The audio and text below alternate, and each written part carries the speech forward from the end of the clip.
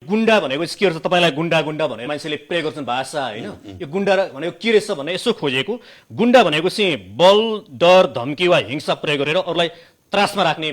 व्यक्ति भनेर भनिएको छ तपाईँको पछिल्लो अभिव्यक्ति यसो हेरेको मैले है तपाईँलाई यो जोडिहालेँ मैले तपाईँले जस्तो यो पछिल्लो समय कसैलाई तरबार या चाहिँ भ्रष्टाचारीको सवाललाई मलाई छान्ने गर होइन भने कि मलाई तरबारले छिना न त छिनाउँछु भन्नुभयो अब प्रहरीलाई तपाईँले विशेष गरी पत्रकारलाई थर्काएको पनि अभिव्यक्ति आयो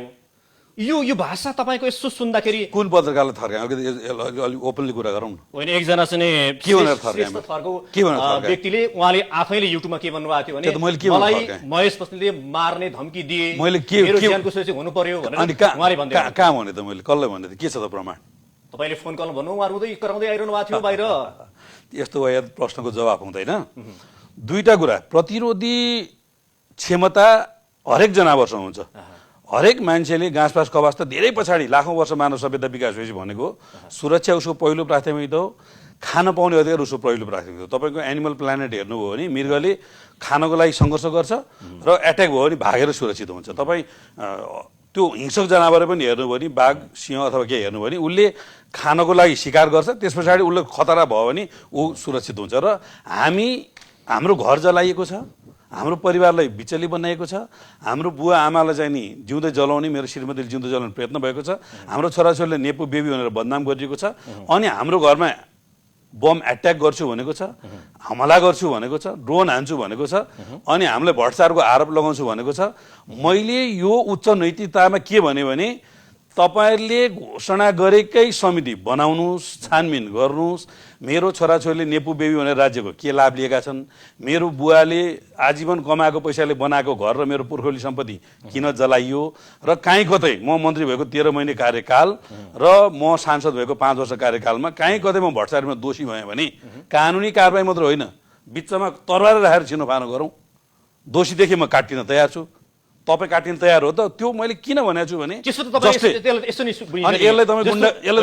गुण्डागर्दीको परिभाषा भित्रको सर पार्नुहुन्छ दोस्रो कुरा हामीले सुरक्षा माग सुन्नु न मेरो घर जल्यो मैले जाहेरी लिएर गएँ अहिले भक्तपुर एसपीले जाहेर दर्ता गर्दैन डिएसपीले जाहेर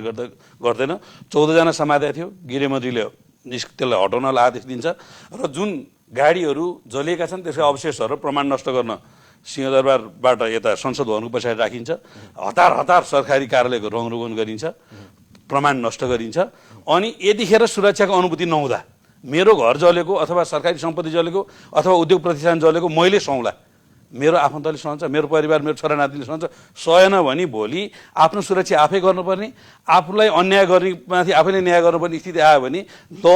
रुल्स एन्ड लको सिस्टम रहन्छ कि रहँदैन विधिको शासन रहन्छ कि रहँदैन अनि यही मौकामा एपिएन जतिको जिम्मेवार मिडिया सबै छैन तपाईँ हिमाल बस्नेत भएर नसान्नु सबैलाई अपराधिक प्रविधि बोकेका युट्युबरहरू पैसा कमाउने धन्दा चलाएर अपराध बाँड्ने र व्यक्तिको चरित्र हत्या गर्ने जे धन्दामा लागेका छन् तिनीहरूलाई हामीले स्पष्टीकरण दिने मौका पाउनुपर्छ कि पर्दैन हाम्रो विरुद्ध जे पनि भन्न पाइन्छ जे पनि गर्न पाइन्छ रुँदै कराउँदै उहाँले भनिरहनु भएको छ कि मलाई महेश बस्नेतले पुष्टि गर्नु धम्की दिए ठीक छ हैन मेरो ज्यान सुरक्षा त्यो व्यक्तिको मलाई थाहा छैन भनेर भन्दै गर्दा त्यस्तो कुरा यो व्यक्तिको कुरा नगर्नुस् त्यो सम्बन्धित मान्छेले उसलाई तथ्य होला प्रमाण होला उसैको जेएनजी उसैले बनाएको सरकार छ उसैले बनाएको मन्त्री छ उसैले बनाएको चाहिँ नि पुलिस छ उसैले बनाएको आइजिपी छ प्रक्रियामा गयो भने त कारबाहीको प्रक्रियामा मैले त त्यो त अहिले अघि अगाडि भनेको कुरा चाहिँ जस्तो म माथि भ्रष्टाचारको छानबिन होस्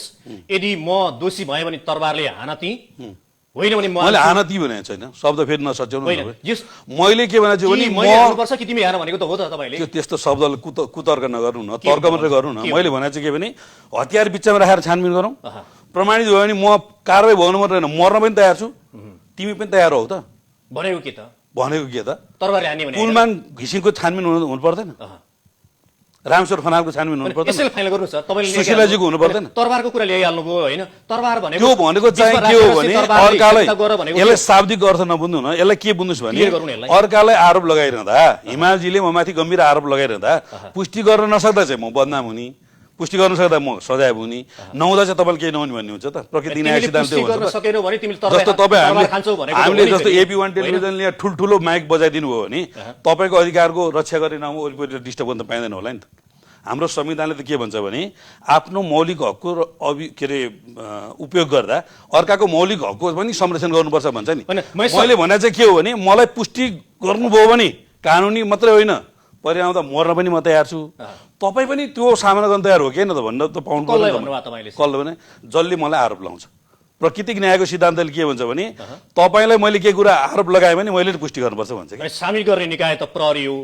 न्यायालयले पनि होला त्यसलाई हिसाब किताब गर्ने कुरा त अनि त्यो त प्रहरी र न्यायालयमाथिको टार्गेट भएन र प्रहरी न्यायालयले मलाई लागेको छ त आरोप के पनि प्रमाणित त पुष्टि उसले गर्ला नि त गरेछ त भन्ने त भन्छ नि तपाईँलाई गरेछ त भनेको तपाईँ लाग्नुभयो भने त हेर्नुहोस् त तपाईँको पछाडि कति धेरै आलोचना गर्छन् अनि सबैको पछि तपाईँ हेर्नुहुन्छ